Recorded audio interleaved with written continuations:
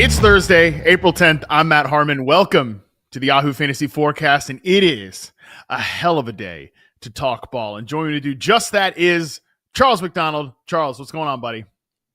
Nothing much. We are cruising at 120 miles per hour every day, it feels like, through draft season. But we are here for your big day, right? The receivers' big day. And I think you've already had a couple receivers days this week, if I'm following the timeline correctly. But it's always fun to rehash some takes you already said. Oh, brother, every day is receiver day for me. But Nate and I did a 2-hour extravaganza on Football 301 previewing the wide receiver prospects. And, it was so much fun. I was like, let's just do it again. Let's do it with Charles. Let's see if he can tell me I'm an idiot. Nate and I maybe agreed too much on this class, so I'm hoping you have some pushback here for me. But yes, as Charles mentioned, this is the receiver day. But in addition to that, this is the first time ever we are live on YouTube, X, and Facebook. So if you're watching on any of those platforms right now, welcome in. Appreciate you tuning in. If you're listening to the podcast, like normal, nothing changes for you. But as Charles said, the draft is just 2 weeks away. We are rocketing towards this thing. Big announcement for that. We're going to be live as well on draft day. Yahoo Sports is going to have a live draft show for the entirety of the first and second day of the NFL draft. More details to come on that, but you can be very excited about it. I'll be a part of it. Charles is going to be a part of it. Nate is going to be a part of it. So definitely make sure you bookmark, you subscribe here on YouTube, everything like that, so you can watch that draft show. But enough of the pleasantries. Let's continue our draft deep dive series with, as Charles mentioned, he calls them the not real football players, the wide receivers, which I find offensive, Charles, because this is like the only reason I'm here is because of the wide receiver position. So if you are trying to cancel wide receivers, you're trying to cancel me, which I do find a little bit offensive. But we're going to do a deep dive on this class as always. First segment is going to be dedicated to kind of the big names, the first round guys. Second segment, we'll look at some day two possibilities. And then the third segment, big grab bag of this draft in general and some of the lesser tiered players in this wide receiver class. But Charles, I'll throw this to you first. What is your view of this class as a whole from the wide receiver position? I like it. I don't know if the super top end talent is there outside of maybe Travis Hunter and how you feel about Tet McMillan from Arizona, but I kind of think there's something for everyone, at least like in the top let's call it 100 picks, but I think also resembles some of the wide receiver classes that we've seen in years past where I was talking before we got on the show. I've been working on an all juice team with Charles Robinson, the big board with Nate Tice this week. And just like watching college football, there's so many good young receivers in the game. And we're starting to see that being reflected in draft classes. And while like I said, maybe you're not looking at last year where you got Marvin Harrison and Malik Neighbors and Romo Dunes kind of headlining it, but there's still a lot of good players, I think, once you get down past like the top two guys probably. Yeah, I agree with you. I came into this year thinking that this is going to be a weaker class, which Nate's the one who says this, that like we're probably never going to get a truly bad wide receiver class ever again because there's just so much talent at the position. There's so much specialization, even from like running routes at a very young age for these guys because of 7-on-7 and just, again, the way the entire sport is trending. So yeah, I don't think we'll ever get like a truly bad wide receiver class again. This group in particular, it's certainly not last year's where I think there was just such a wealth of guys who, number one, did go in the first round, but could have gone in the first round. Like Ladd McConkey could have been a first round pick last year. And I certainly would have been completely on board with that. And we had those three, to me, tier one superstar wide receiver prospects. We don't have that strength at the top of the class this year because we only have one tier one player. And that guy, he probably is going to play wide receiver at this point. It's trending that way. But, at the beginning of the process, Travis Hunter is a tier one prospect, a wide receiver to me. And we'll talk about him in just a second.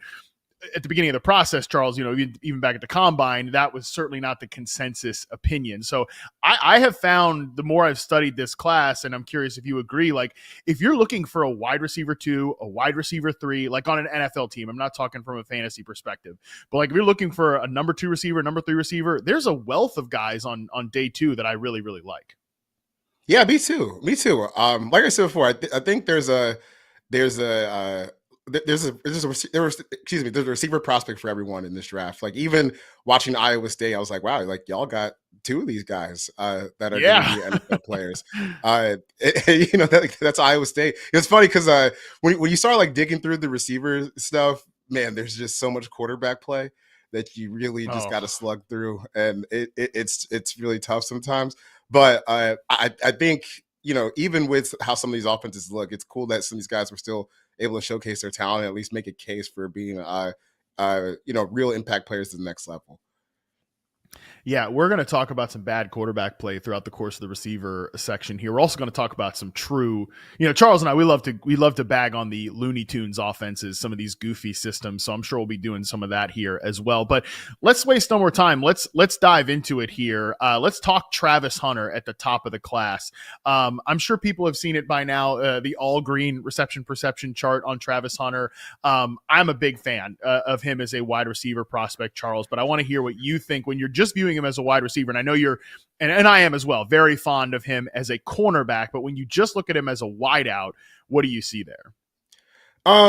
He's explosive. Like the same thing, some of the same things that make him such a great cornerback prospect also translate to wide receiver. Like the ball skills, the length, the speed, just like general ball tracking ability. Like he's got just like some natural gifts that I don't think you can teach in terms of like just hand-eye coordination, the athleticism, and I think that it kind of gives him it gives him an edge where he can be like this productive and go win the Blitnikoff Award with 14 receiving touchdowns. Even though I do think there's some areas on his game that he needs to work on, and like the more that I interviewed Deion Sanders earlier this week for Football 301, which I think is coming out later today.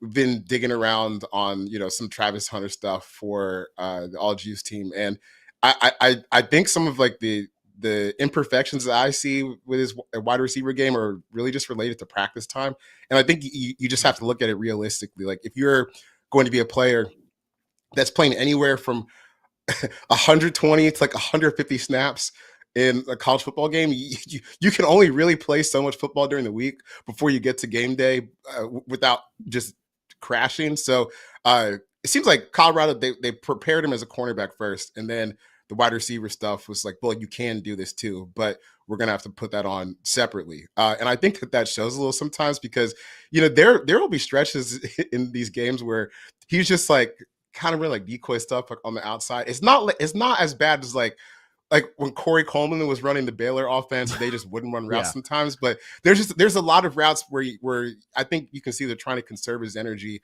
and then maybe save him for bigger moments. But with all that said, like the fact that he can be like this good, while I think that there's still like finer moments and like finer things that he can refine on, being more precise with his routes, being more precise, like being in sync with his teammates sometimes. That's pretty damn exciting too, because it feels like unlimited upside for him as a wide receiver because you have those traits and you have the proof of production while he's splitting time playing another position. It's pretty remarkable that like again we're sitting here in the spot where he's like a legitimate first round prospect at two positions. I still see him as cornerback first, but as a wide receiver, I think what's really exciting about him is just the ceiling is so damn high. Yeah, unlimited upside, like you said, I think is the way to frame it, because I agree with your points about his route running where, like, yeah, some of the finer details, they're not there, yet he still obliterates everybody in terms of separation. Like, he's still an elite tier separator. Like, there's a difference between being an elite route runner and elite separator, I mean, they're two different things, and, you can argue about which one's more important or the other, and some guys are both, right? Like, some guys are Stephon Diggs, are elite route runners and elite separators, Devontae Adams, et cetera, et cetera.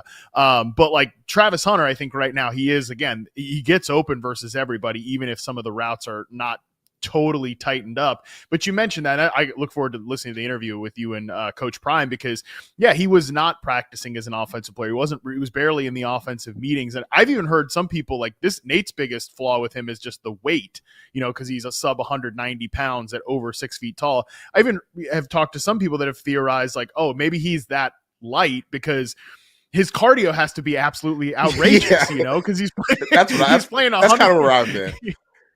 Yeah, like he's playing 100 damn snaps in a game, and like you listen to him talk, and he definitely is going to try to play both ways. Like I think or at least that's what he wants to do. Now I think if the Browns take him second overall, he's going to be a wide receiver. Like they view him as a wide receiver first. You listen to Andrew Berry talk about him, and he's obsessed. Like he's absolutely obsessed. So we can sit here and talk about the QB spot as we're showing on the live feed right now. Big old question mark. I'm not trying to hype up Travis Hunter and then see him catching passes from Kenny Pickett. Okay, let's hope the Browns have something else up their sleeves from a quarterback position. But I mean, he is truly like a gravitational force, a changing player in your offense, that he knocks Jerry Jeudy down to being a second fiddle, which is what he needs to be.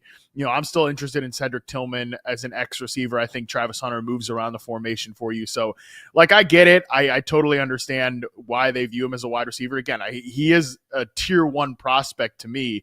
I like him as much as I liked a guy like Rome Odunze or Malik Neighbors last year, just as a pure wide receiver. And I think he's going to change this offense, or any offense, for the better as soon as he hits the field. Dude, look at this. Like, for those who are listening to audio, we have a graphic of the Cleveland Browns' potential offense. And I think this right here is the argument against picking him number 2 overall. What are we doing here? The only quarterbacks they have on the roster are Deshaun Watson and Kenny Pickett. As good as anyone thinks Travis Hunter can be, what is he changing about this situation that they have going on there? Like, to me, this would just be the most heartbreaking situation for us as football fans, because he goes to a team that has no real hope of being like that competitive in the near future. They're going to have to retool the offensive line. They have the Deshaun Watson contract they'll be dealing with for the next 4 or 5 years. Myles Garrett's about to eat into that too. I really just hope. I hope they pass. I hope they pass just for all of us, because what a damn, like, that would suck so much if he ended up in Cleveland. Yeah, it's really honestly, it's really mixed. It is mixed feelings from a fantasy angle too, Charles, because. And I've gone back and forth with this about people. Like, in no way do I want to sit here and root for one of my favorite receiver prospects that I've ever watched, a guy that I compared to prime Odell Beckham. I don't want to sit here and root for him to play for the damn Cleveland Browns with this big triple question mark at quarterback that we're looking at here. Other questions on this roster too, like this offensive line is kind of a ticking time bomb. But again, separate conversation. It's just the fact that I think, have very clear indicators that if he goes to Cleveland, he is going to be a wide receiver from a selfish receiver guy perspective. Certainly from somebody that, like, if he is going to land in Cleveland, he'll at worst be the 3rd overall pick in dynasty rookie drafts, just depending on what landing spot Amarian Hampton goes to. If he goes to a great team in the 1st round, I might think about taking him over Travis Hunter just because of this landing spot. But again, it's like, so it's a little bit of like a conflicted feeling there. I will just say, we saw Malik Neighbors go to the Giants last year and just get boatloaded with targets from, miserable quarterbacks. If the Browns take Tyler Shuck on day 2 and they add Kirk Cousins, I can cope with that enough for Travis Hunter in year 1. Oh, man. I also do kind of buy the theories, Charles. I don't want to go tangent here, but I also kind of do buy the theory that the Browns, who have an owner who wants to make a splash, they also have just like no hope, as a team right now, that they take Hunter at 2nd overall and then mortgage a little bit of their future, use some extra picks to move back up in the 1st round to take Shedeur Sanders. I think Todd McShay had that in his most recent mock draft. Again, just an interesting note there. I do kind of buy that might be something that happens. Well, shoot, they got to do something, right? Like, yeah, the clock is ticking. We're like I said, we're 2 weeks away from the draft. The only quarterbacks they have on roster are Kenny Pickett and Deshaun Watson. So functionally, the only quarterback they have on roster is Kenny Pickett. That's not tenable. We've all seen Kenny Pickett play. Like, they're to me, they're just in such prime trade down. Just collect as many picks as you can. But I guess if you're on the hot seat, which I'm going to have to assume that they are in Cleveland, you're just going to have to grab the best player and hope he can jumpstart your offense into being something more significant than it was a year ago, which personally I think is a lot to put on his shoulders year 1, because I do think when he gets to the NFL, it's just going to be an adjustment from what he was from what the demands were in college of him playing wide receiver. But Right. obviously, he's got the skill to figure it out. The only thing I have on Travis, as far as like the both way stuff, is bro, don't do that. Don't do that. You're playing on a rookie deal, man. Don't let them get two positions for one paycheck. That's crazy. So just pick one. Maybe you dabble on the other side in like Hail Mary situations. But if you're going to be a wide receiver, just be a wide receiver. Deion thinks he can do both full time at the next level. I think that's nuts, but we're going to see, right? He's certainly going to try. He is certainly going to try, and I can't wait to see his development at the wide receiver position because, like I said, he is one of my favorite prospects I've ever charted. Just an incredible player. Let's move on to kind of the consensus true number one receiver. Like if we're just talking about a guy who only played that position, that's Tetairoa McMillan out of Arizona. He wants to go by T-Mac, not Tet, which I think Tet's a great nickname. He should. We got a T-Mac. He should go with Tet. Right. That's a whole other discussion right there. So are we old? Again, are we old now for saying that? Definitely 100%. If we're sitting here saying to a guy who's like more than 10 years, well, definitely more than 10 years younger than me. I don't know. I forget how old you are, Charles, but I like we're the same age bracket. Month. Yeah. Oh jeez. Yeah. You're a little younger than I am, but no. So I'm turning 34 this year, man. I'm high key washed. 34 feels like it's enough already. But anyways, yeah. We're sitting here telling a guy who's about 10 years younger than both of us, we already got one of those nicknames. Then we're definitely old for saying that. So anyways, McMillan, really interesting player. Tell me about like your kind of opinion on him as a prospect.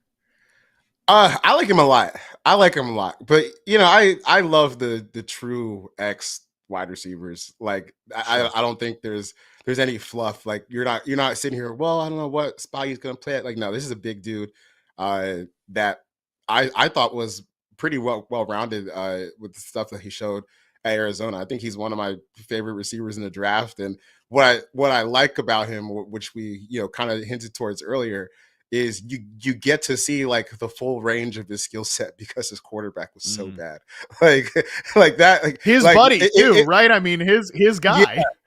Yeah, that was that, and he was a guy, the quarterback. He's supposed to be like a draft prospect this year. He's one of a few guys that just totally fell off going into what was supposed to be a big year for them. But you really do get to see every bit of the 6'4", 215, 220 because there was like some high difficulty of degree to his play because of the circumstances. I started when I started watching him, Falcons brain, I started thinking, is this guy like as good as Drake London is? I don't think he's quite that because what I thought made Drake so unique for his size was he was so good with the ball in his hand.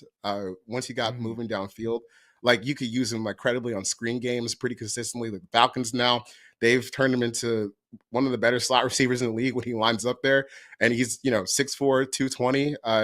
I don't think Tet is quite that level of flexible, maybe, but I still do think that the best case scenario for him is like a true outside number one wide receiver that maybe has a smidge easier time because the quarterback play is going to get a little bit better for him. I feel like the opinions on T-Mac are a little bit all over the place though, because like Nate has him as one of like probably the 5 to 10 best players in the draft. There are people who see him as like late second round or late first round, early day 2 guy. But I tend to think he's closer to being a top half of the draft player than the other way around. Yeah, I'm definitely with you. Top half of the draft player.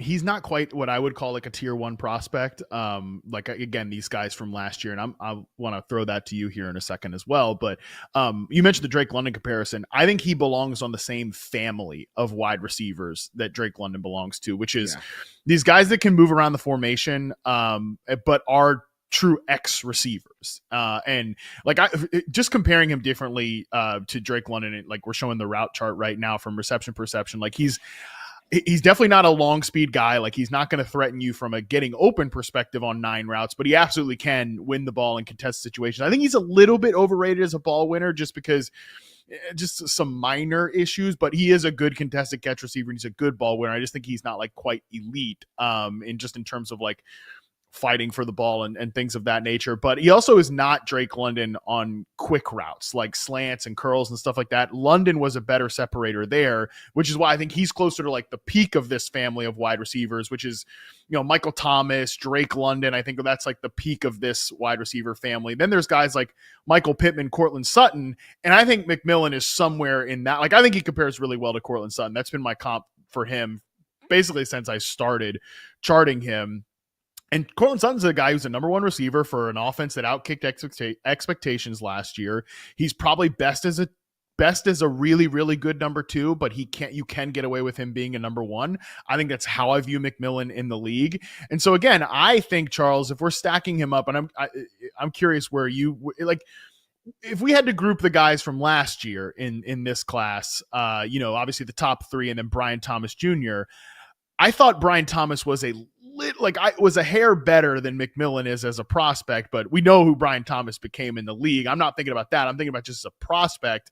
I think in last year's class, he'd be kind of firmly wide receiver 5-ish for me. Yeah, I think that's fair. It goes to speak like how crazy last year was. Because Yes. even when you start looking at someone like Brian Thomas from last year, even if you had concerns about some of the the imprecisions in his game, I mean the dude was clearly just absolute freak of nature athlete, and it showed immediately once he got to Jacksonville. So I don't think that's really a crazy take. I think last year before the draft started, Nate and I had Brian Thomas as just as a fringe top 10 player. So if you're kind of still in that range for McMillan, I think that's fair. Maybe a lower-ish upside, wide receiver 1, but I still think that at his best in the NFL, he's still someone that could probably handle like 140 target load and be one of the better wide receivers on your team, but not quite the Marvin Neighbors, BTJ O'Doones type prospects that we saw last year, in my opinion. Do you have an ideal like team fit for him? Because I think there are teams in the top 10 who could take a number one receiver. I'm thinking Patriots, I'm thinking Raiders, I'm thinking Panthers. I'm not sure he's going to go to any of those three teams. So then it kind of leaves to, a team like the Cowboys at 12. I think if I was Dallas, I would strongly consider him at 12. I think he's in this draft. You can absolutely take a guy like this 12th overall. And I love the idea of him being an X receiver alongside CeeDee Lamb. I think that just really completes this pass catching core. Yeah, I think Cowboys is the cleanest fit for him. Because I think sometimes what happens with roster building is, you get we'll sometimes we'll stack a bunch of guys who can do a bunch of different things, but they're not always great at one thing, and you kind of get like just as congested blob. I think what the Seahawks have done with Cooper Kupp and JSN is going to end up being that this year, but with the Cowboys, and I think especially with a quarterback like that, who at his best is just plays on precision, plays on timing, plays with accuracy. I think it's just best to have some defined roles in their offense. So if you can have Tet and CeeDee, like CeeDee is obviously your slot guy.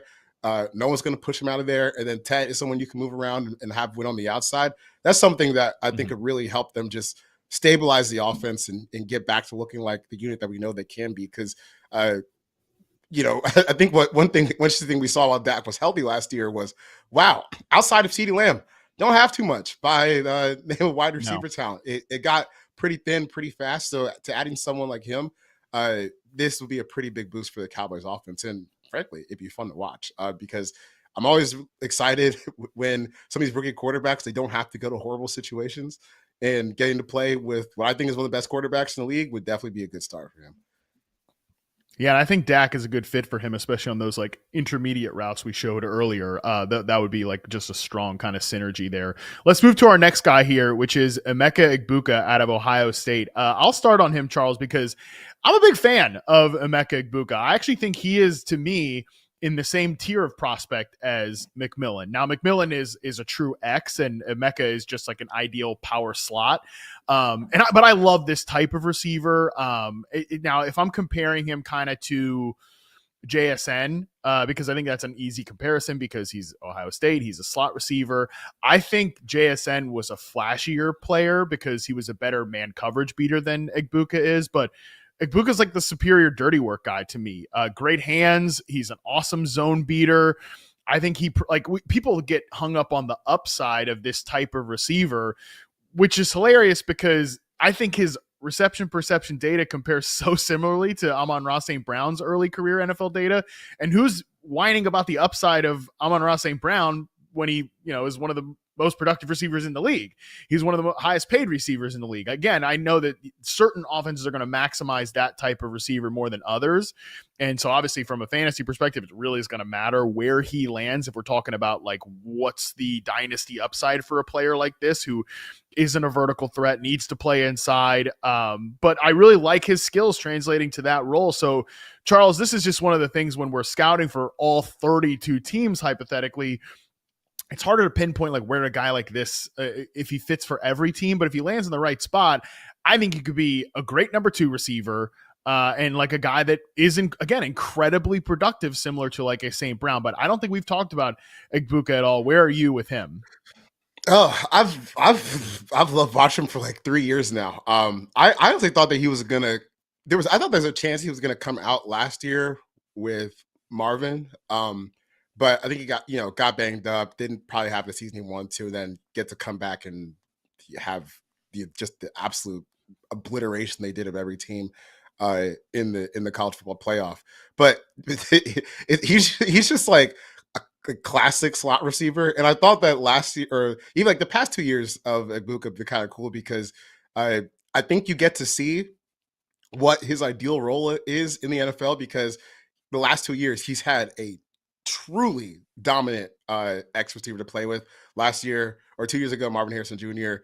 This year, I mean, all world Jeremiah Smith, who should be allowed to go to the NFL because he's 18 and you can join the army. Yeah. So why not? Look at that guy, man. Like, that guy should be able to play in the NFL.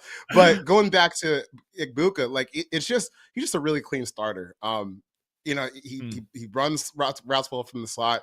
He blocks, like you hear him talk. He's just a high effort, high character guy. Like I would just be kind of surprised if this guy ended up failing in the league because he's got so many good traits. And then, like you go to the combine, then I think some of the sometimes these slot receivers they get typecasted as like not the fastest guys, and he's not running a 4.3 out here, but he did run in the 4.4s in workouts this offseason. So I think he's checking a lot of boxes. I've talked to some people where they're like, oh, like he's a good player, and you look at the first round, but like when you look at some of like the per game production stats, it's not maybe what you would expect from a potential like first round receiver from Ohio State. But I do think in this era of football, like we kind of have to recalibrate how we think about some of the guys on top teams, especially like Ohio State, where I mean they have put a wide receiver into the first round damn near every single year, it feels like, over what like the past decade. So those sometimes guys, two. All I mean, in 22, it was 2 of them. Right. So sometimes when you start like looking at teams that are this stacked with talent, I mean, there's a finite amount of football plays in the game. There's a finite amount of time, a finite amount of touches that you can dish out. So yeah, 1,000 yards in 16 games in college last year. I can understand where people can get those ideas from, but I think his game just translates so cleanly to the NFL that I'm pretty excited for him. Yeah, very safe prospect is always tough, but he does feel like he does feel safe, and again, it just depends on the team in terms of maximizing him from a production standpoint in the NFL. I just think about a team like Houston, that has an X receiver. They have a guy there, but they need like a true second fiddle. And I think he's a guy who can play flanker, especially if you're running him out on outbreaking routes from condensed formations. He can win in that regard. You have a guy who's obviously already played with CJ Stroud, but even just taking that out of your mind a little bit, like an accurate player who loves to throw out routes to the far side of the field, you can get Egbuka doing that alongside a guy like Nico Collins. That's the right type of landing spot for him. So yeah, to me, again, people whine about the idea, and this is actually going to transition us to our next guy here in Matthew Golden, who I also think is an ideal number 2, Charles. One thing I think we need to recalibrate our kind of expectations to with just these players coming into the league. Because I've gotten a lot of pushback, like, oh, you can't take Emeka Egbuka in the first round. He's a number 2 receiver. Matthew Golden, you think he's a number 2? You can't take a number 2 receiver in the first round. Yo, look at what guys are getting paid right now at the wide receiver market. De'Ami Brown made $10 million. Tutu Atwell made $10 million. Like, if number 2 receivers, and those guys are probably ideal, like threes, maybe fours, threes at best. Like, so that's what number 3 receivers are making. Yeah, like, you want a good number 2, you're going to get Emeka Egbuka, good number 2. Matthew Golden, again, I want to hear your thoughts on him because I think he would be a solid number 2 receiver in the league. Those guys are making big time money now, number 2 receivers. You could get a potential real deal value with a Matthew Golden or Emeka Egbuka. So go ahead on Golden, because he's the guy who there's big opinions on him, especially from the dynasty community, who emphasizes production and early production in your career. Most of Matthew Golden's production was at the very end of his collegiate career, so he is on the other end of that. But then you see guys who, like big media folks, like Daniel Jeremiah was on the show with us this week. He's a big Matthew Golden fan. He has him ranked as the number 1 receiver in the class. What? Really? Yeah. Yes. Yeah, and he's not alone on that. Like, I mean, not Travis Hunter. Like, I'm put Hunter aside for a second. Like, he's got Golden over Egbuka, McMillan. I think Todd McShay is another guy who has Golden as the wide receiver 1. Steve Smith has Matthew Golden as the number 1 wide receiver. So it seems like, folks, there are a handful of people out there who view him as the best receiver in the class. What do you think? I think that's crazy. I think that's nuts. And look, he's a good player, but I just think there's something to the idea that, like, almost all his production came in the back half of the season, which I honestly think is kind of a good description of his game, because to me it's boom or bust.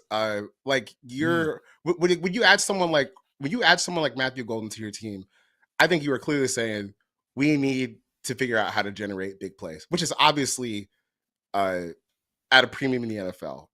Because even if you're just looking at, some of the if you just look at the game logs for like the last month of games that he played, he's got a long of 44, a long of 50, a long of 43, a long of 54. That's what you're chasing when you go get someone like Matthew Golden. Obviously, we've seen the athleticism throughout the combine, but I just don't know how you could watch his game and say, oh, this is going to be like the number 1 receiver on my offense. I just think there needs to be a little bit more, maybe in terms of consistently winning, like on underneath stuff, because I think a lot of his game is just predicated on, we're going to beat you deep, and in college that can be a strategy, because a really conducive strategy to winning, because the game is built differently. There's a lot more space that you have to throw to on some of these far hash throws, where you can take advantage of the speed. But when things get a little bit condensed in the NFL, I think there's some questions on how, when you can't get open 40 yards down the field, when you're not getting open 30 yards down the field, how does the rest of your game translate? Which is going to be where the vast majority of NFL offenses operate, because it's not, as big play oriented as college football. I just think that there's some concerns about how, like, the compressed part of this game works in terms of him being like the number 1 wide receiver on your offense. To me, he's like a high end 2 that has years where he looks like a 1, because he can get open, he can get deep, and once he gets deep, like, he really can hit the afterburners and shred defenses. I think we're kind of in lockstep on this one here. I don't even have him in like the same tier as a prospect as Egbuka or McMillan, and obviously certainly not Travis Hunter. Now, like, let me be clear, like that I still think you could take him in the first round. I have him grouped with guys. Yeah, I do too. Historically. Yeah. And just like when I reference my stacked rankings and stuff like that, and we show the route charts, those are all at receptionperception.com. People have to subscribe,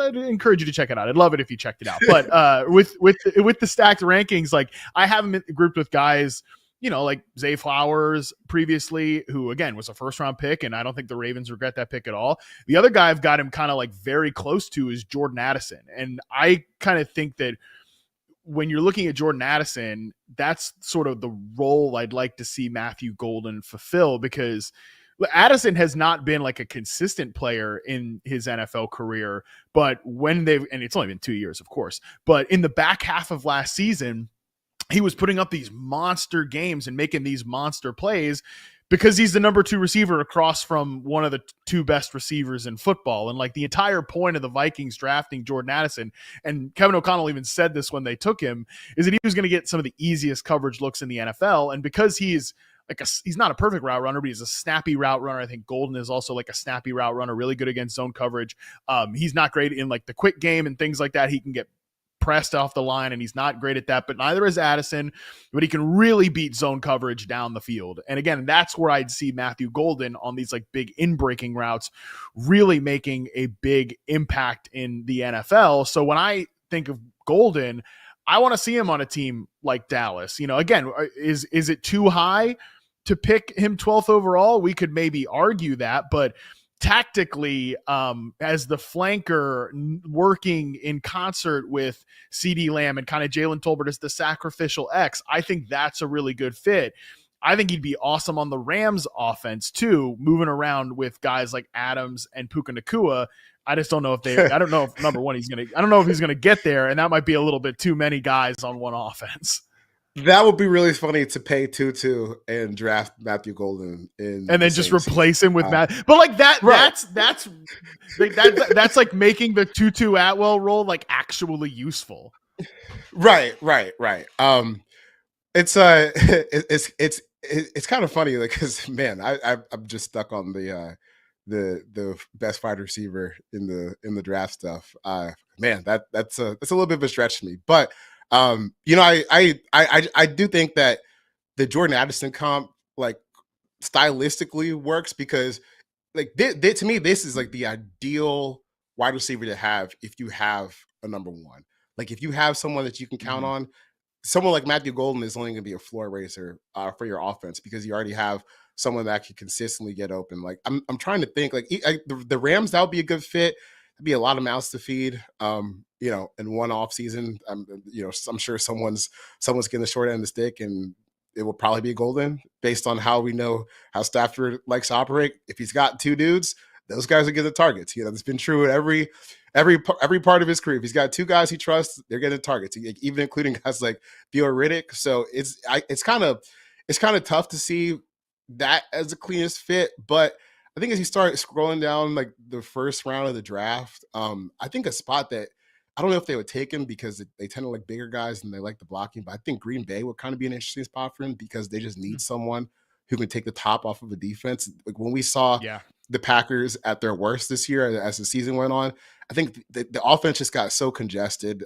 You didn't have too many easy buttons outside of just trying to hand it to Josh Jacobs and seeing how many guys he could just muscle his way through. So it's probably not the cleanest fit with someone like Christian Watson already there, but just any team that like if you're already kind of close to getting to the playoffs and you're just you think you're just a piece away, I think it makes a lot of sense. Even someone like I think Houston, it would even make sense for Golden because they kind of have to rebuild their wide receiver room. You already got Nico Collins. Who knows what Tank Dell's going to be whenever he gets back from his injuries. And I think when you have Nico Collins, you could add someone like Matthew Golden. It would help them not look like they did last year. But to me, that like I said before, this is a number 2 wide receiver that goes perfectly with like a big bodied X that you already have. One more fit I'd throw out there in that vein that I don't see too often is what about the Arizona Cardinals? They pick in the middle of the first round. They definitely could use somebody to stretch out the defense, right, to really help out their run game, similar to what you talked about with Green Bay. And I think he'd be, again, like an ideal complement to a big-bodied X receiver. Now, I want to see Marvin Harrison Jr. move around more than just play X, but again, Golden can also help you accomplish that because while he's not an ideal X, you can run him, you can sit him out there at the X receiver position and have him like run some gassers and for the love of the game routes and stretch out the defense and stuff like that. So any of these spots I think would be good for Golden, but Charles and I are in lockstep here that he does probably have to be a number 2 in the NFL. We're going to take our first break. We come back. We're going to pick up the pace and run through some round 2 guys right after this.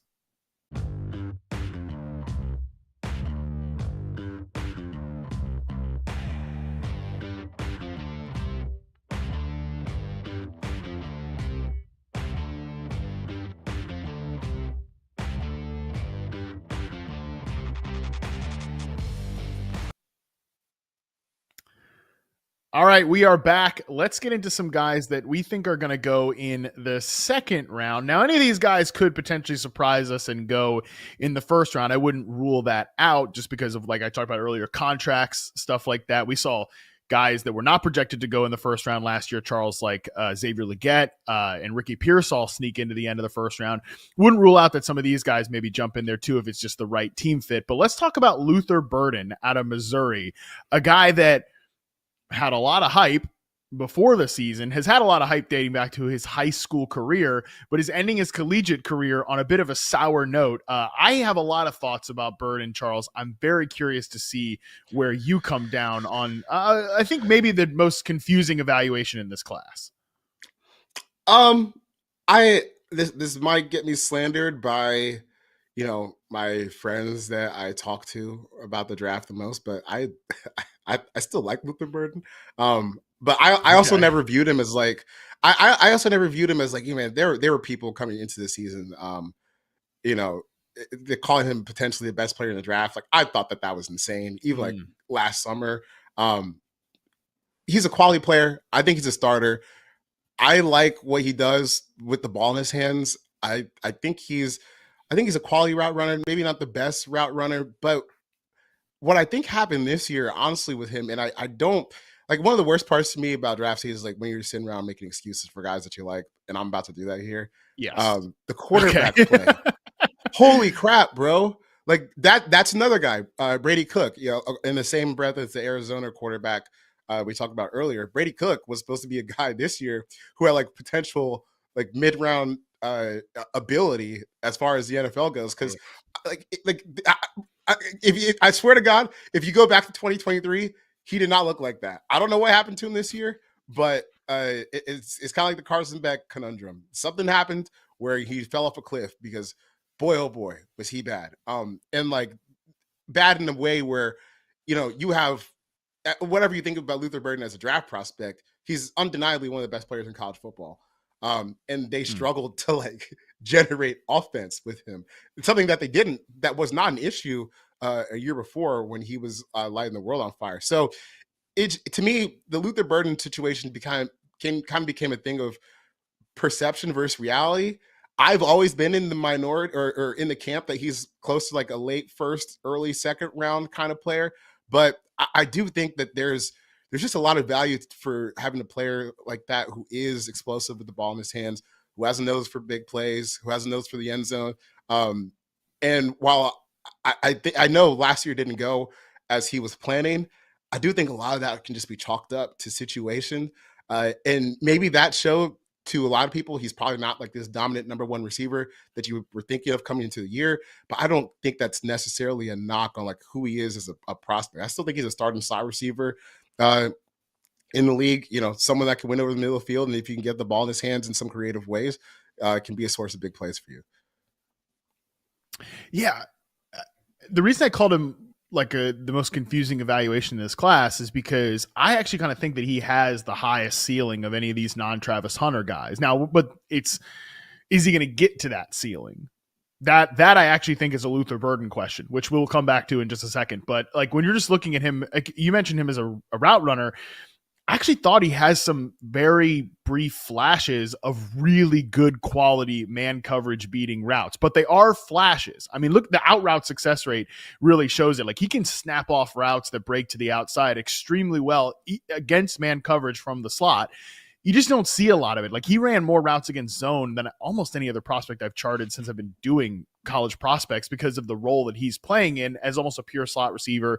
And he gets a lot of these like Mickey Mouse touches. Now he's not a Mickey Mouse receiver. I think he's got a lot more potential than one of those guys because he shows you like, I would call him like Bud Light Malik Neighbors flashes when he's running routes from the slot, but they're very few and far in between. You got to go hunt for him. I think he does not have a very good feel for his own coverage. I also think his effort is not great. Like I hate to say that stuff about players, but you can see that for him, man.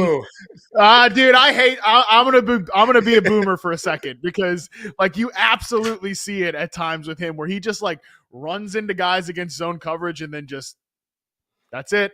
Like plays over. And, obviously there are some character concerns with him just in terms of stuff like that. Not that he's like a bad guy or anything, but just how dialed in is he? People do have those questions. Like they again, that's out there with him. And it's I think the biggest reason that he is considered more of a second round prospect than a first round prospect.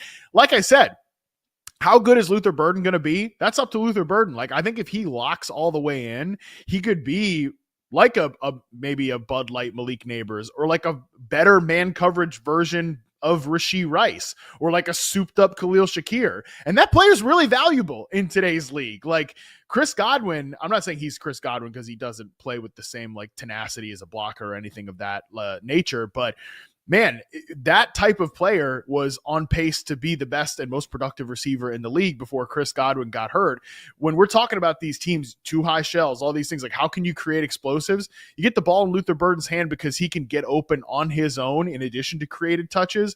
Like, again, that ceiling is very, very high. I just think the floor on him is also pretty low for both on and off field reasons. Oh yeah, I would agree with that. I think the floor is low. And I do ultimately think that if he ends up in round 2, that's fine. I think that's perfectly fine for where he's at right now. But I'm with you. I still think there's some untapped upside here. And I think that the zone stuff, the point about him seeing some of the zone is funny because it's like college defenses. They there's kind of like 2 ways to attack these quarterbacks that just aren't very good. You can blitz them. Like sometimes, like that's what teams like Georgia and like Penn State will do. Like, oh, you suck. Like, man, we're just gonna kill you. Then that's fine. But there's also teams that they'll just sit back and just drop 8 in coverage, and quarterback can't do nothing, and you just kind of live like 4 yards at a time through the air. I do think just in a more maybe competent passing game, he'll look better in the NFL. But I don't have him like if we're just looking at like the slot guy we talked about. Like I don't think he's as good as Egbuka. I think he's got the upside to be a really good pro, but just not quite there yet. Like this is someone where like like Luther Burden can't be the first person you add to your wide receiver room, in my opinion. Like you would need to add a couple guys because he's not going to be, at least off the bat, someone that can really carry a passing offense from a volume standpoint.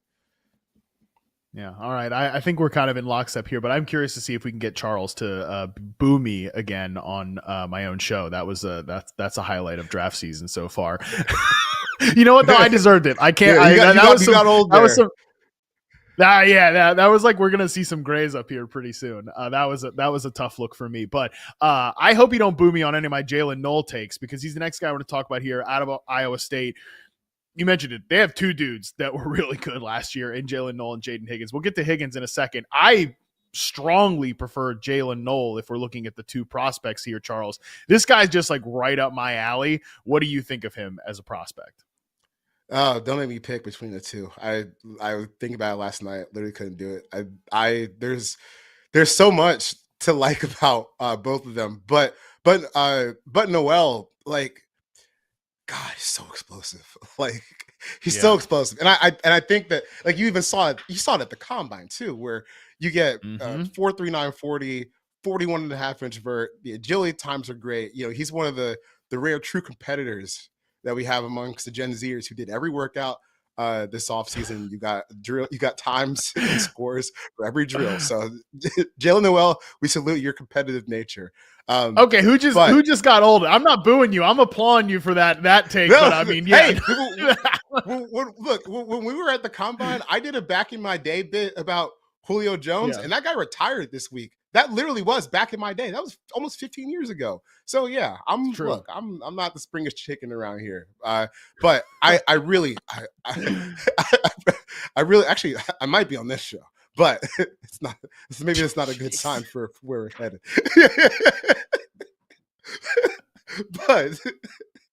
but with Noel, getting back to it, like the first point that we have up here on the screen obliterates man coverage.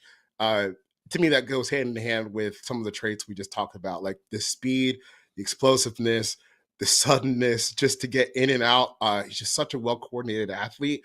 I'm kind of looking at, I would say, like, how did you get 2 of these guys? We'll talk about Higgins in a second. But Noel, like, this is a real deal starting wide receiver. I like him better than Luther Burden. I think his upside is absolutely insane. I don't I think he kind of plays some outside in the league. You know, Same. there was a Lad McConkey comp that we saw on the screen. Lad was able to do some of that this year. I don't know if it's going to be like maybe where he consistently wins, but like when you're talking about traits like this, you're talking about the production he had, some of the skills, I really see a case where this could be a big time boom pick for a team. Oh yeah, I love him.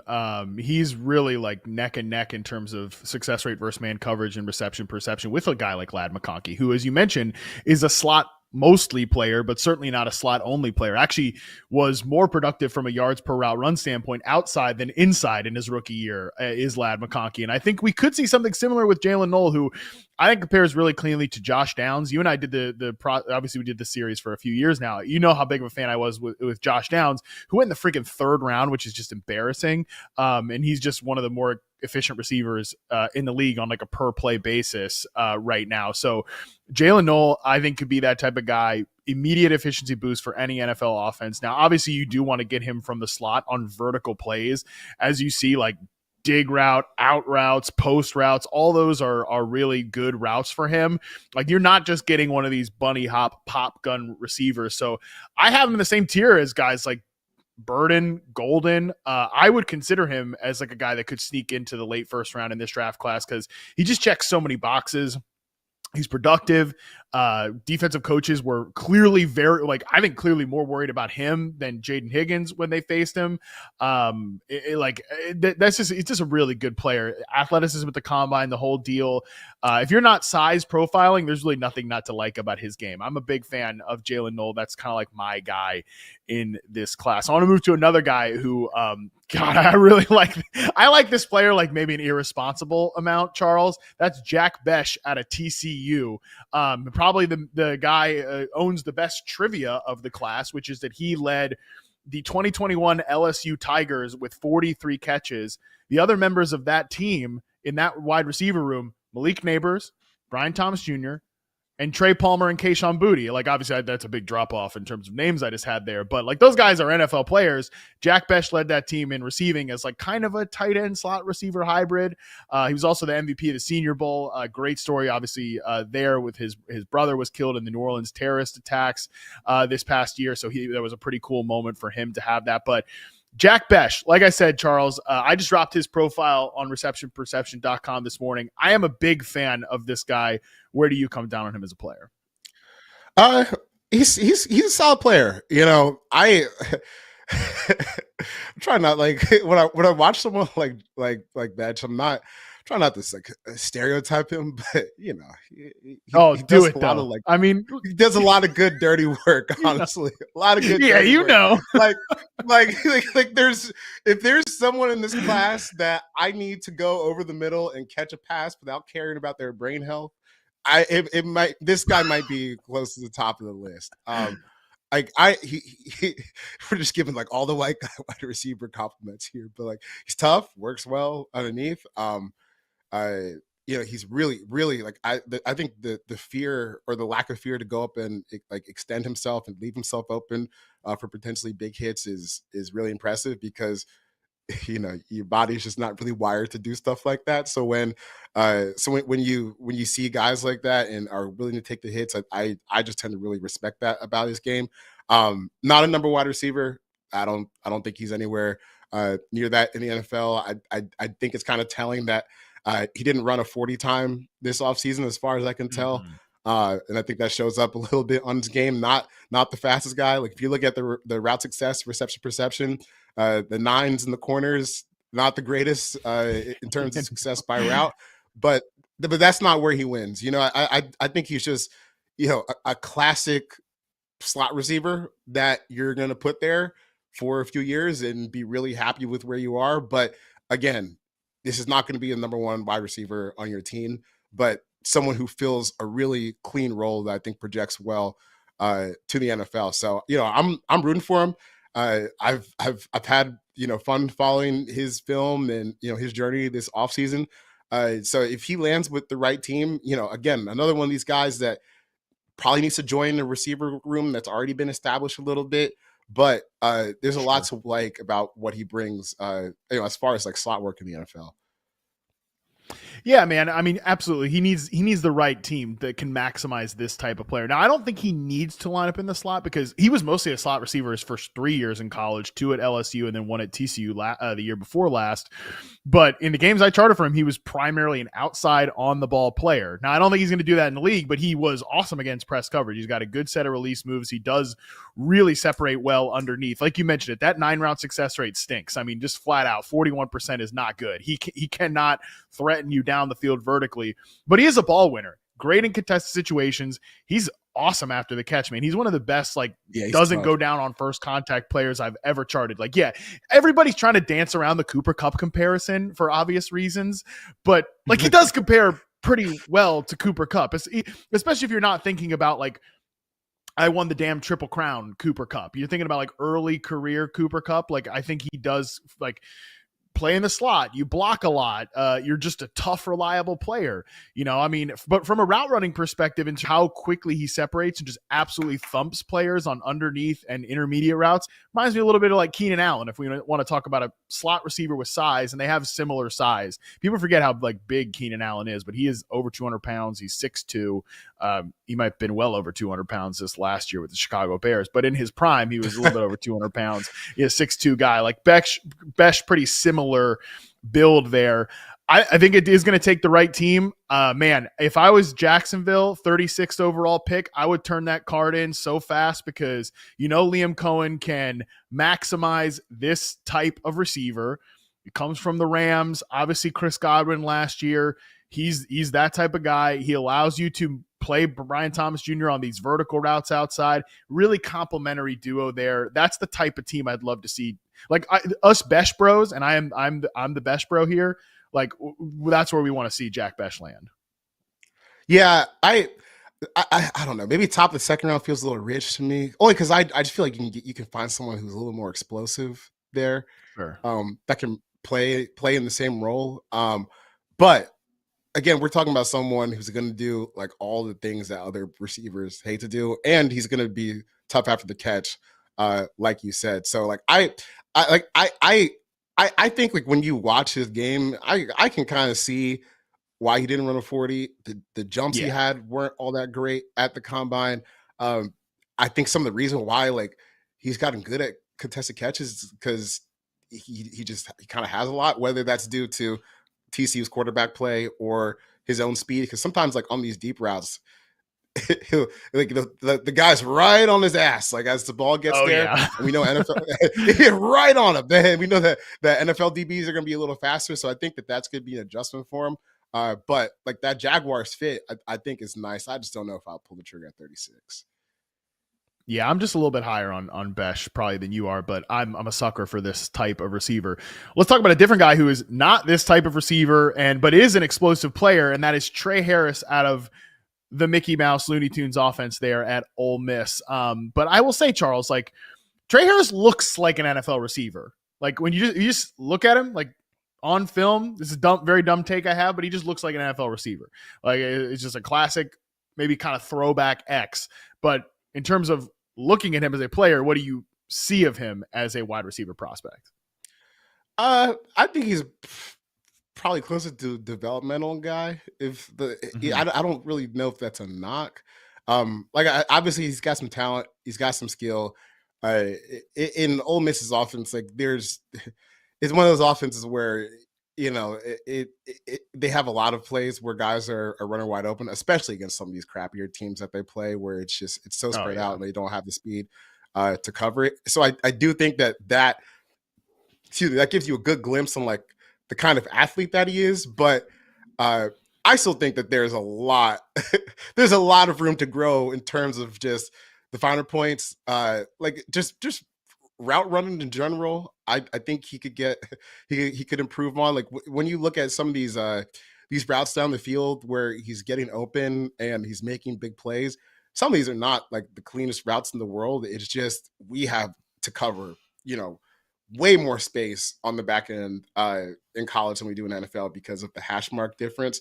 And when you have, like what we talked about before, when you have the hash mark difference, that's where like some of the better athletes really, really shine. And I think that's where he wins. But to drop this guy in as like your starting X receiver and like, oh, that's our plan for this year, I don't know how well that would go, because he needs a year or two of marinating with like some real deal coaching in terms of, this is how precise we're gonna have to run our routes. This is where you need to be. The quarterback could just drop this, that, and third. Just more raw than ready to me right now in terms of Tre Harris. Yeah, I agree with you. He's raw. He does show some flashes of like crafty route running. He's good against man coverage, but like the success by route chart shows it perfectly. I mean, it's 9 routes. I do think he stops down and like works back to the ball well on curls. That was his most commonly run route. He does have a really high success rate, which is, I mean, dude, it just slants, curls, screens. Goes, curls, screens. That was like over 50% of his routes that I charted. Like, it is a very stripped down tree, but he shows some ability to get off the line and get open on slants. He's very much just a straight line X receiver. And if we're thinking about that archetype of player, Charles, like DK Metcalf is the high end. And I don't think Tre Harris is anything like DK Metcalf from a freak perspective. So that's probably off the table. Somewhere in the middle there is like Alec Pierce. And then the bottom of that, and this is the comp that scares me, even though I think like you could take Tre Harris in the second round, because when this type hits, it does hit big. So I don't mind taking him in the second round. The comp that scares me, though, is that his reception perception profile, and I shared this with Nate on Monday, is so similar to Terrace Marshall at LSU. And that was like, it's so... Yeah, it's so scary similar. And Terrace Marshall is still the second lowest success rate versus man coverage player I've ever charted in the NFL. So like, obviously that did not go well. That's the bottom end of that like straight line X receiver archetype. He had a little moment for Carolina where he was kind of useful, but only running 9s and slants. So that's maybe what Tre Harris ends up becoming, but sacrificial X receiver, but can make you some big plays. That's kind of, I think, what you're hoping for with Harris. So would you take him in the second round? I don't mind taking him in the second round, even if he's a little bit developmental. No, probably not. Let's go. Let's go get a real football player, as they say. There's a lot of good linemen this year. I don't think we need to take a developmental X in the second round. I don't know if this is right, but for some reason, like the comp that kind of came into my head when I was watching him, just off the size and some of the stuff they do after the catch, was that old Jaguars receiver Mike Sims Walker. Oof, but yeah, that's a throwback, bro. You said Terrace Marshall came in the league 4 years ago. Yeah. Mike Sims Walker was drafted in 2007. He's been out of the league for well over a decade now. But he had a nice little moment. And then I looked at the combines, and Mike Sims Walker ran a 4.35. That's a bit faster than the 4.54 we're seeing from Tre Harris. So like, he's explosive. I think he's more explosive in terms of like having the potential to be a guy that can go up and get the ball, but he's not a burner. So I just feel like there's too many questions marks here where I would just let someone else take the risk on trying to figure out and turn Tre Harris into like a consistent starting receiver in the NFL. I do think with the Chiefs, he would make like some sense just kind of completing out that wide receiver room, because they don't have like any vertical X's. And I think I would chase the upside a little bit. I'm not super, super bullish on him. Like, I think he'll just be kind of right around wide receiver 10 for me when I fully rank out the class. But like, yeah, again, it's a boom bust profile. No question about it. Like, if it turns into a Terrace Marshall 0, can't be surprised. If he's like an Alec Pierce type where he's going to give you downfield plays, I wouldn't hate that either. So, all right, let's take our final break. When we come back, we'll run through some few more late day 2 guys, maybe some early day 3 players right after this.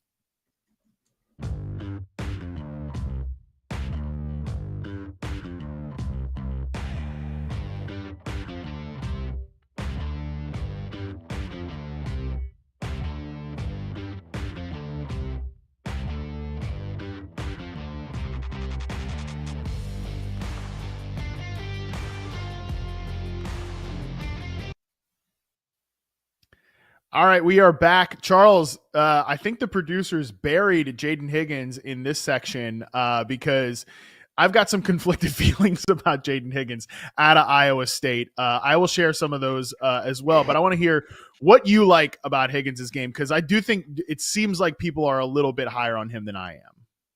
Oh yeah, I like him a lot. Just it's not too complicated, but just big wide receiver. I think he's really smooth in the open field. Maybe not like the best route runner, but I do think like at times like he's got some good ability to win underneath like on slants and shorter stuff. But obviously like the biggest to me, I think the biggest part of his game that I like, which is also maybe a little bit concerning for the NFL, is some of the contested catches and just like the ball tracking, like just the ability to like see the ball and find the ball. I thought it was really really impressive, which is not something that you can always take for granted with some of these big receivers.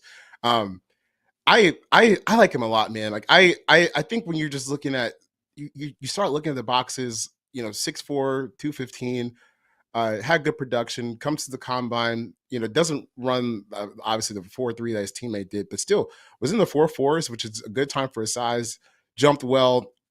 To me, all of that translates on film. I don't think he's I don't know if I'm at the point where he's like a number one wide receiver, as an X. But I do think he's one of those bigger receivers that you can put in a lot of places, and maybe try to hunt mismatches against smaller defensive backs and maybe like even smaller linebackers at his size. But again, like I don't see quite the like when you're comparing to T Mac McMillan from Arizona. I think McMillan's a much more well-rounded player in terms of just consistently like, getting open. He was playing in a worse situation than these guys were, because even when you're playing when you're Higgins, you still got Noel on the other side, and Yeah. those guys kind of benefit each other when you're in McMillan's role at Arizona. Excuse me, you're the top dog.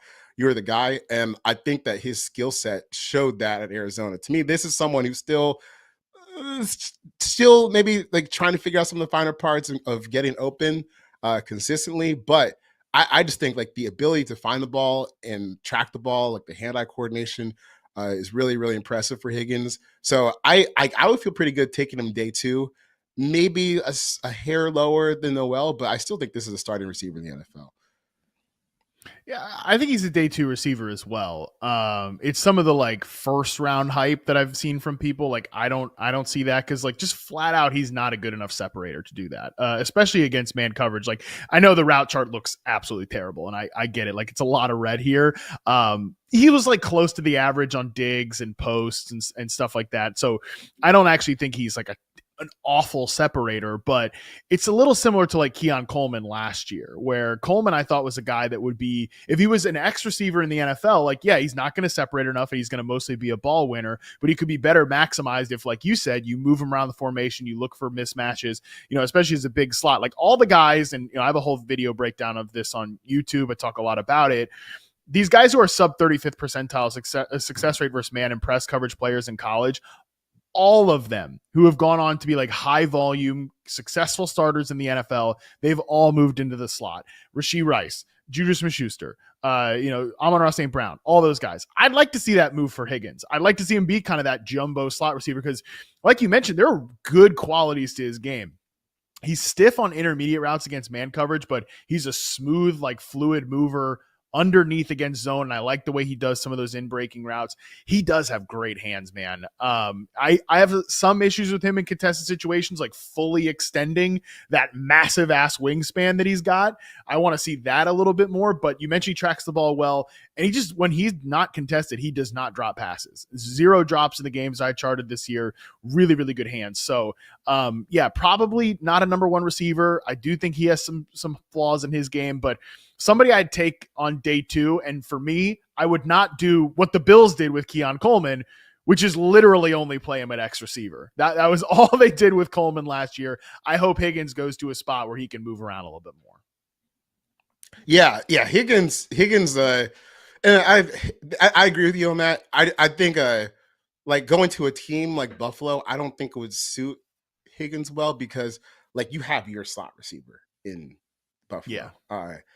I don't, and it's funny because sometimes people will they'll isolate some stats and they'll be like, oh well, so and so slot receiver, like when you look at their yards per route run from the outside, it's actually a lot higher. So maybe they can do both. And then it's you see the number of routes they run on the outside. And you go back and watch those plays, it's a lot of designer stuff, like where they're clearing out the middle of the field and they're going to run through on a slant. So I think he needs to come into an offense that has a handful of diverse receivers that can kind of do a little bit of everything, because I think that's what his role is going to need to be in the NFL. To kind of maximize. Like I think if you're an offense that has, like, you already have your X, Higgins makes sense because you can move him around and not have to really disrupt the flow of the offense. But like, if you have an offense that's like centered around having a slot receiver, I don't know if this is a good fit because I think he needs to play there some too, to maximize where he is right now. Because honestly, I think underneath he does some pretty good stuff. Like you said, getting open. When like he's good, I think he's good at beating like safeties and linebackers in low zones. And when he gets open, he's not dropping the ball.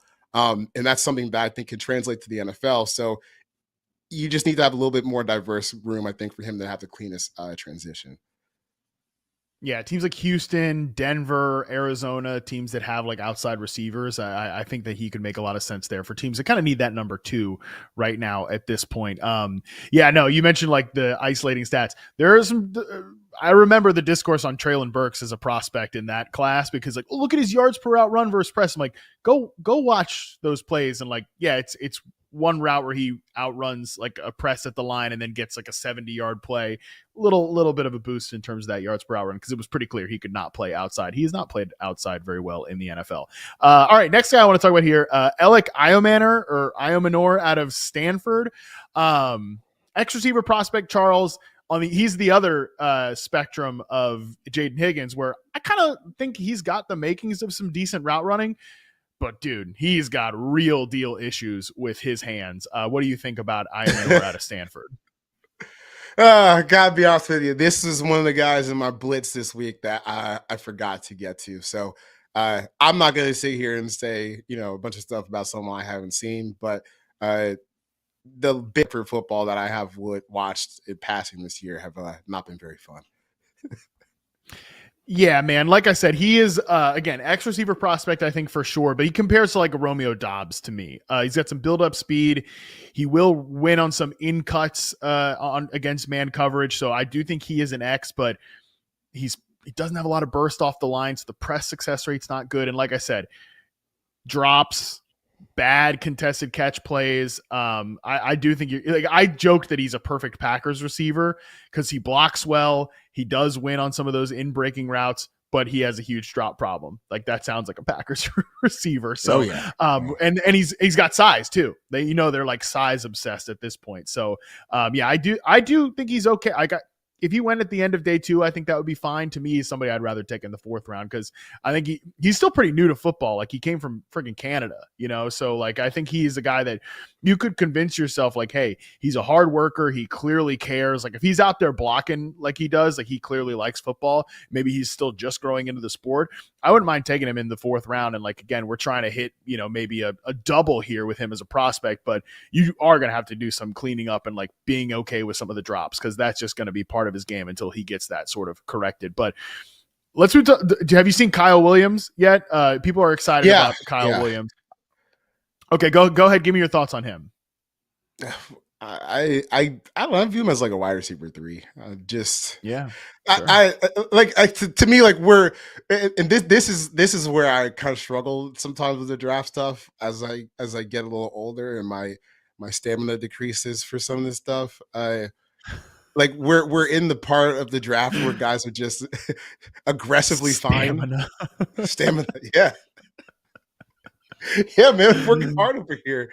Well, we're in the aggressively fine portion of the draft prospects to me. So I like Kyle Williams to me. It's kind of just like any other like kind of deep threat role player that you have, like not like Tutu Atwell level, but not a number 1. I think he's like a round 3 guy where if you're looking for some juice, you probably want to add him to your offense. I think he's better than man, who was that Tennessee wide receiver the Giants drafted a few years ago that had Jalen Hyatt. Jalen Yeah. Hyatt. Oh my God. League's better, bro. Yeah, League's better. he's definitely better than that, but I do think like the same range-ish is probably appropriate for Kyle Williams. I like him a little bit better than that. I would be okay with him as a second round pick, but I agree with you. Probably like a complimentary receiver who does. I mean, he's really good against press. I think he's got a good set of release moves, and he gets open on underneath routes, especially. But he tracks the ball really well downfield. And this class is kind of loaded with some interesting yards after catch tackle breakers, and he is one of them. Like, he's not the biggest guy in the world. He's not the fastest guy in the world, but he's tenacious with the ball in his hands. They gave him a lot of screens at Washington State. I don't know if he'll be like a screen guy in the NFL, but he can break tackles after the catch, and I found him to be a really interesting player. There are some people that are like crazy high on Kyle Williams. I'm not quite there, but I do think, again, good day two receiver. One of the guys in this class that I just think is a really good quality day two receiver. Somebody that I trust to get open short and underneath, but do something with the ball in his hands. I will say, just as a caveat, Charles, some of his RP data compares pretty favorably to like Elijah Moore and Jayden Reed. You know, there's some varying degrees of success with those two players there. I have tended to fall a little bit too hard for this type of receiver in the past, so I'm trying to be a little bit measured with my thoughts on Kyle Williams. But again, overall, I do think he's a good day two receiver, just like I felt about Jayden Reed. Good day two receiver, and I think he's returned value on that pick for Green Bay. Yeah, day two is fine. I've seen some people, Kyle Williams round one. No, you're just bored. You're just bored. You're trying to kill time into the draft. Let's be real here. Let's be real. That's where a lot of these takes come from. There's too much downtime in between, like the combine, start free agency, and the drafts. People get bored and you start saying silly stuff. I think, speaking of silly stuff, we are firmly in like day three zone at this point with these receivers. So I'm just going to throw out some names of some other guys that I have seen so far that I've charted a little bit here. Jalen Royals, who, again, another player that there are some people that are big fans of Jalen Royals. I have some questions. Isaiah Bond, Isaac Tesla, and Andrew Armstrong out of Arkansas, Xavier Restrepo out of Miami, Tez Johnson, who's another 150-pound guy out of Oregon, and Torrey Horton out of Colorado State. Any takes on any of those guys I just listed off here? I would say, you know me, Tez Johnson might be the fakest football player in the draft this year. Like 150 pounds. I don't know what I'm supposed to do with that. And he gets eaten up by man coverage, man. Like that's the thing. Yeah. Like with Tank Dell, it was like he was 160 something pounds, but he was good against press. He was good against man coverage. So it's like, okay, you could take a chance on that guy. And, you know, we've seen the highs and we've seen the lows of Tank Dell so far in the NFL. With Tez, though, he just doesn't have that, in my opinion. Yeah, I mean, there's a reason why there's not too many 150-pound NFL players walking around. Like, you got to be really, really, really, really good to make that work and, like, literally be able to exist. One guy you said there that I think is interesting, Isaiah Bond, man, just speed for days. Yeah. Clearly got some, like, the character reviews are not coming back great. Had like transferred from Alabama, went to Texas. I don't think he ever quite lived up to the talent level, but you know, like at his best, like that's a really explosive player that they can take the top off of defenses. I guess the question with him is, you know, how do you dial into that consistently? Because the thing about these wide receivers are they're kind of becoming not a dime a dozen, but they're not like the good ones aren't as rare as they used to be. So you better get on it fast before they move on. But I do like Isaiah Bond. I think he's a quality player. And luckily, I don't have to make the decisions on whether or not I'll be comfortable adding to a locker room. I can just watch him and say, "Oh, I like that." You know, not the production wasn't great, but still some big time skills. And I think that even showed while he was at Alabama too. Yeah, Isaiah Bond. I guess the only question with him is just when are the Chiefs going to draft him? You know, with tough locker room wide receiver, let's get the Chiefs in the mix here. He's got speed. He seems like their type. But no, seriously, I have just the speed doesn't always translate to clean route running. There's clearly some details he needs to tighten up there. But yeah, I think you feel his speed when you watch it more than you do with Matthew Golden. Like if one of those guys is going to run a 4.2. Yeah, 4.29 at the combine. Like I thought it was going to be Bond, who bragged that he was going to break Xavier Worthy's record and then came in well shy of that. So maybe don't do that. But yeah, the character stuff on him is pretty rough. A couple things I've just seen other folks say, and people have said some of this same stuff to me, but like Steve Palazzolo from the 33rd team said that he's heard his character issues are on par with Jermaine Burton. And then I heard Mike Renner, formerly of PFF at CBS now, he said on a show that he's heard it put to him that Isaiah Bond is the reason, or one of the biggest reasons, that Nick Saban retired, because that's how bad it was. And by the way, Jermaine Burton was on that 2023 Alabama team too. So I imagine Nick is looking at his pile of money, looking at his championship rings, like, man, I'm 70-something years old. I do not need to be chasing these 17-year-olds around anymore. But I hope he can get it together, because maybe Isaiah Bond can look at Jermaine Burton and say, okay, that's what not to do here. Because we've seen the Jermaine Burton stuff. We all know he's a talented guy. We all know that he, at his best, probably could be a very productive starting wide receiver in the NFL. But to quote Jamar Chase, when he was asked about what's going on with Burton last year, that's a grown man, bro. He's going to do what he wants to do. So hopefully Isaiah Bond doesn't fall into the same traps as that. Man, I love Jamar. He needs a podcast. Like when he's done playing, he needs to be on this podcast. It was funny though, because like they asked him, Jamar was like, man, we tried to talk to him, but that's a grown ass man. What are you gonna do? That's the truth at the end of the day. That really is. Last two guys I'll hit on here, because I don't want to go through all these day three guys. Like I do think Isaac Tesla and Andrew Armstrong are very, very different from Arkansas, but they're kind of like the poor man's version of the Iowa State guys, where I think both of them are interesting prospects. And I kind of actually like the slot guy, Tesla, a little bit more. Dude, Tesla is a freak. Like he blew up the combine. I haven't seen Tesla play, but Tesla is freaky. Yeah, tough time to be named Tesla. Yeah, right. but it's spelled different, so there's two A's in it. But if you look at his comps on Mock Draftable, they're like Javon Walker, Allen Robinson, Roma Dunze, Cedric Tillman, Andre Johnson. But he's like a slot receiver. Like he's like a slot receiver. He's just an interesting profile that I would love to take on day 3 and just try to figure it out, because the production's not there, but I think the traits are there, and I think the film is interesting. And Jalen Royals is at least worth kind of expanding on here, Charles, just because there are people that really like him, but I'm kind of like day 3 with him. He's fast. He is good in the open field, but doesn't have a great sense of zone coverage. And he comes from, and I didn't mention this with Jack Bech, and I should have, that my biggest red flag with Jack Bech is that he's one of these receivers, at least I'm more willing to excuse it for him because he's played across the formation at times in his career. But in the games I charted for him, he's over 70% as the right outside receiver.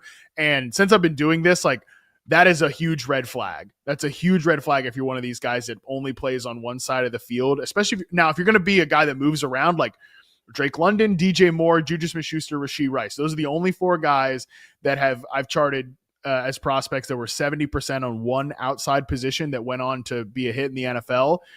London was just a freak, so I think that's kind of beside the point, but he's even moved around a little bit. DJ Moore has moved around a little bit, and Juju and Rashee Rice are big slot receivers, so I think Bech can be one of those slot receivers. With Royals, though, he's even more so. Like, I've got one snap in the games I've charted so far as the right outside receiver. He's always tethered to one side of the field, and it's a very Utah State, like, just total strip down offense there. So I think he's a developmental day 3 speed receiver, but he's at least someone interesting on the 3rd day. Yeah, that's sounds like a good assessment. I haven't exposed myself to Utah State football yet, so I've been in some of the other minds.